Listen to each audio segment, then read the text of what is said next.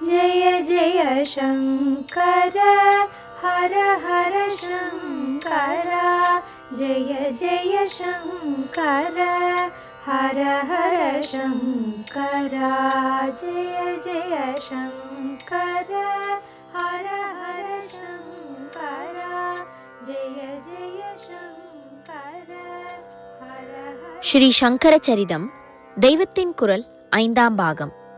கிறிஸ்து சகாப்த பௌத்த நூலாசிரியர்கள் விஷயம். அடுத்த பாயிண்ட்டுக்கு வருவோம்.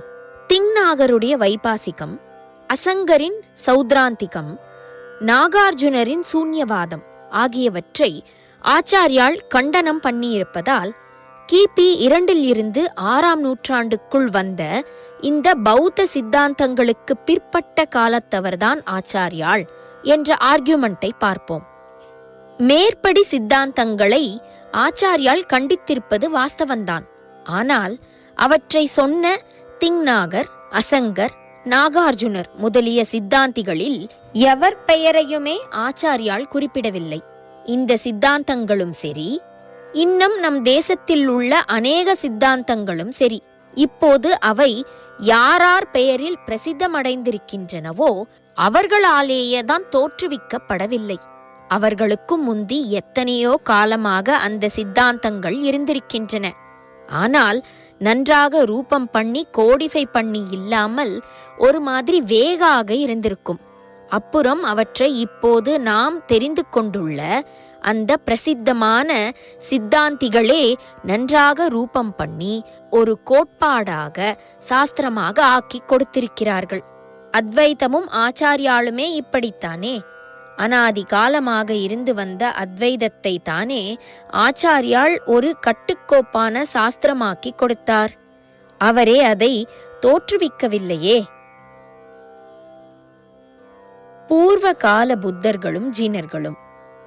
இப்போது ஆச்சாரியால் கிமு 6ஆம் நூற்றாண்டு என்றால் புத்தரும் ஆச்சாரியாலும் சமகாலத்தவராகி விடுவார்களே என்ற ஆக்ஷேபனைக்கு பதிலாக இன்னொரு காரணமும் கிடைத்திருக்கிறது.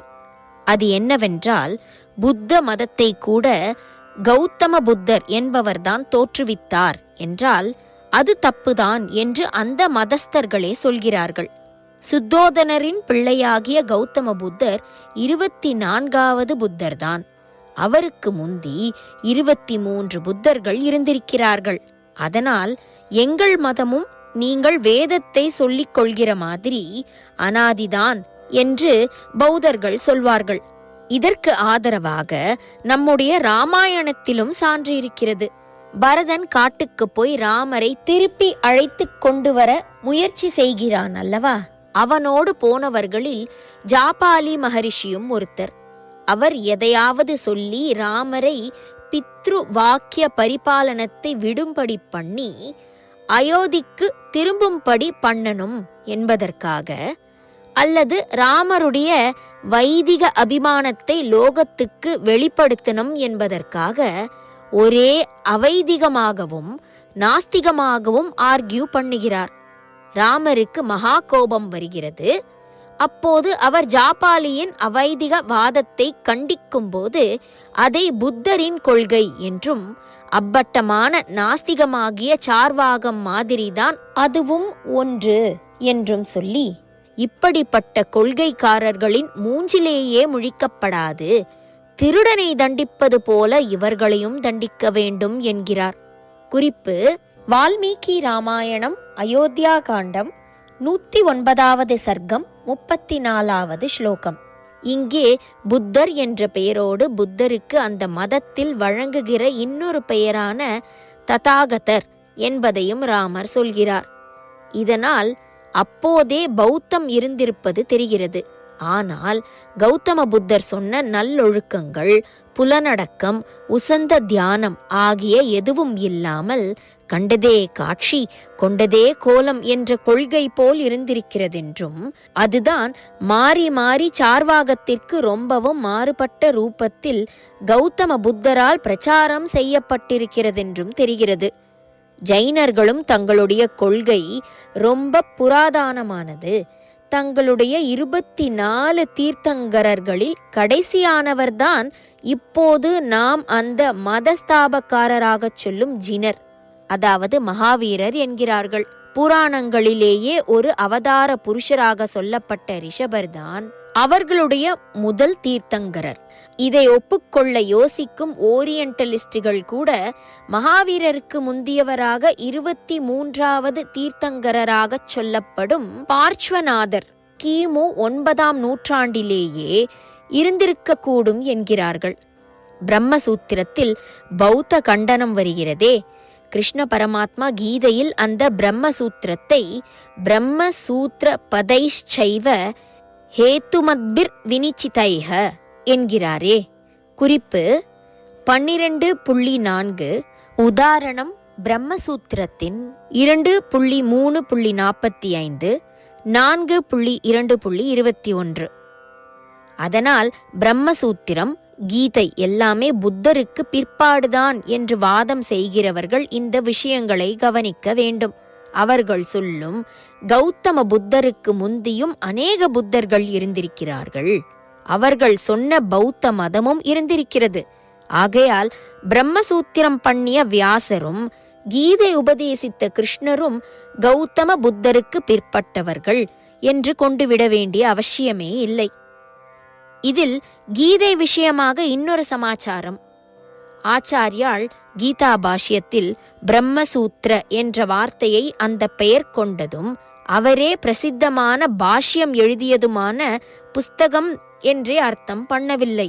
பிரம்மணக சூச்சகாணி வாச்சகாணி பிரம்மசூத்ராணி என்று, அதாவது பிரம்மத்தை சூச்சனை செய்யும் வாச்சகங்களாக உள்ளவை என்றே அர்த்தம் பண்ணியிருக்கிறார்.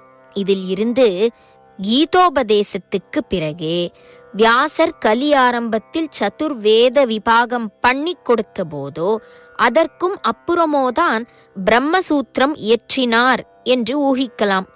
இதை உறுதிப்படுத்துவதாக ஸ்மிருதியாகிய கீதையின் கருத்துகளையே சில இடங்களில் பிரம்மசூத்திரத்திலும் சொல்லி ஸ்மரியதே, ஸ்மிருதியில் இப்படி சொல்லியிருக்கிறது என்றும் தெளிவாக கீதை அதற்கு முற்பட்ட நூல் என்று தெரிய வைத்திருக்கிறது. சொல்ல வந்த விஷயம், அநேக சித்தாந்தங்கள் இப்போதுள்ள புஸ்தகங்களை கொண்டு அவற்றுக்கு நாம் நிர்ணயம் செய்கிற காலத்திற்கு ரொம்ப முந்திய ஏதோ ஒரு ரூபத்தில் இருந்து வந்திருக்கின்றன. இப்படி சௌத்ராந்திகம், வைபாசிகம், சூன்யவாதம் ஆகிய பௌத்த சித்தாந்தங்களும் ஆச்சாரியாளின் காலத்திலேயே இருந்து அவற்றை அவர் கண்டித்திருக்கலாம். அவருக்கு அப்புறமே அசங்கர், திங்நாகர், நாகார்ஜுனர் முதலியவர்கள் அவற்றுக்கு புத்துயிர் தந்து விஸ்தாரம் செய்திருக்கலாம். இன்னொரு முக்கியமான பாயிண்ட்டும் கவனிக்க வேண்டும். இந்த 3 பேரை கிறிஸ்துவ சகாப்தத்தில் இன்னென்ன நூற்றாண்டு என்று அவர்கள் சொல்லியிருப்பதும் காளிதாசன் சமாச்சாரம் மாதிரி நிச்சயமில்லாத அனுமானங்கள்தான்.